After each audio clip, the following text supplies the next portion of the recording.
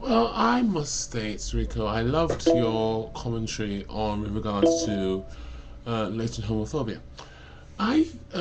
Speaking from my point of view, I don't really believe it. It's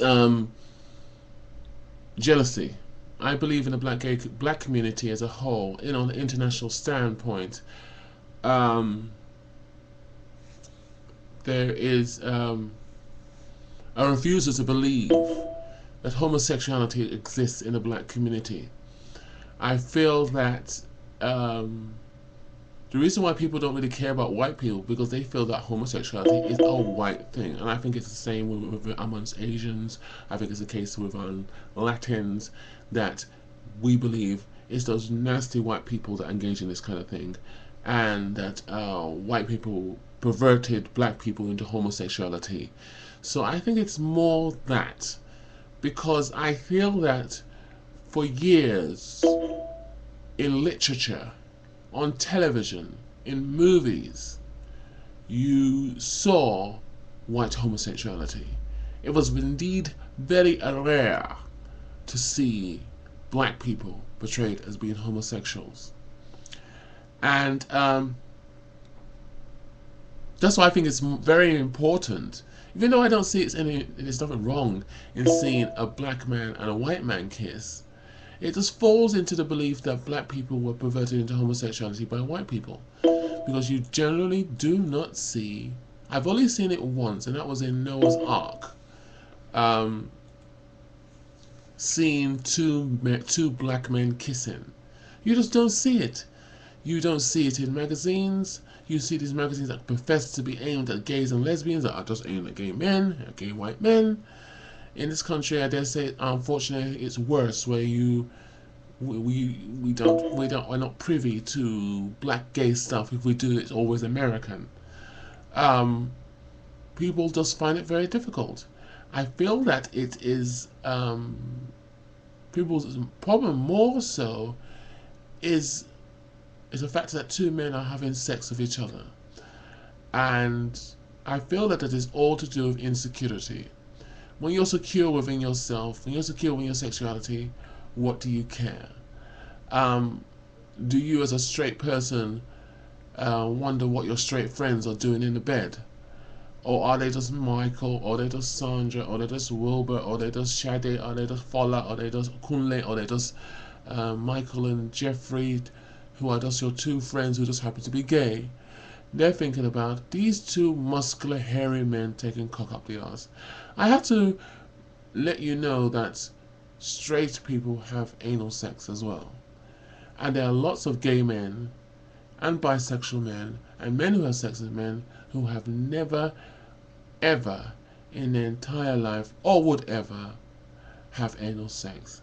A lot of gay men stopped having anal sex since HIV and AIDS.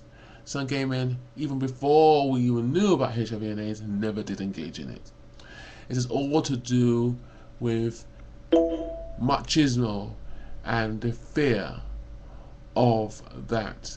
And I always seem to find it I've always found it very fascinating. It's usually the most revolting, nasty, ugly straight man who thinks we want them.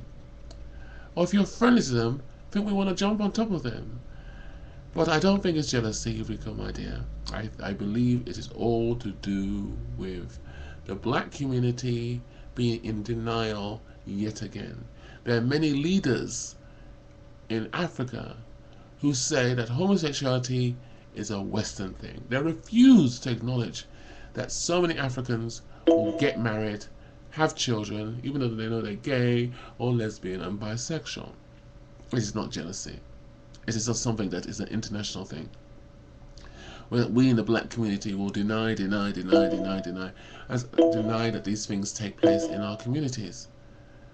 But it does. People have this image that gay men are all these fierce divas and campers and anything. I've always have a good gaydar myself.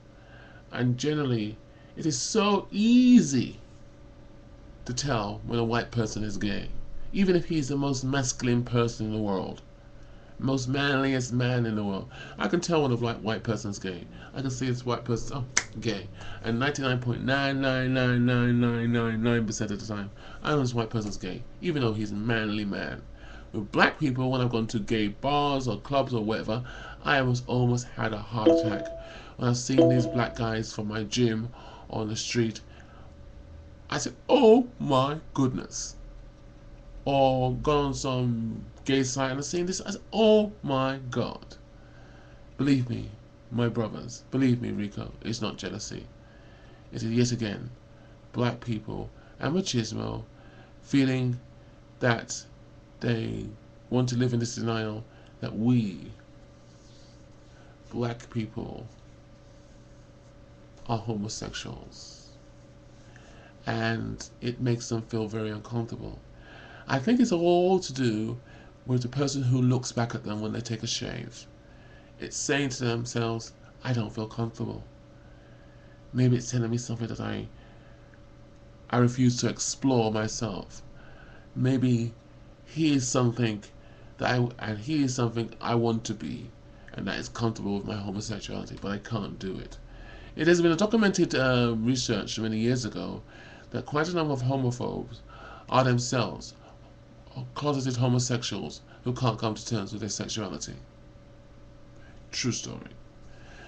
I find the worst homophobes generally are gay people who will suck cock, eat ass, fuck ass, but hate being gay.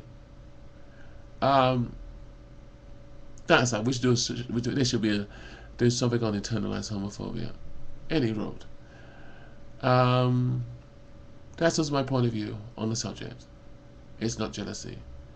It is insecurity. It's fear of the unknown. Because we as black community have not grown up seeing the betrayal of black homosexuality on our media. We've seen the RuPauls or the campy guy from Car Wash or the campy guy from what's that movie with Mannequin, and they're happy with those. Even though I love her to death, love B. Scott's, but you don't see Nathaniel Williams. You don't see all the masculine black gay politicians who are not camp. You don't see that. We see the RuPauls. We see the Love B. Scotts. We don't see the black gay men that are the most manliest man.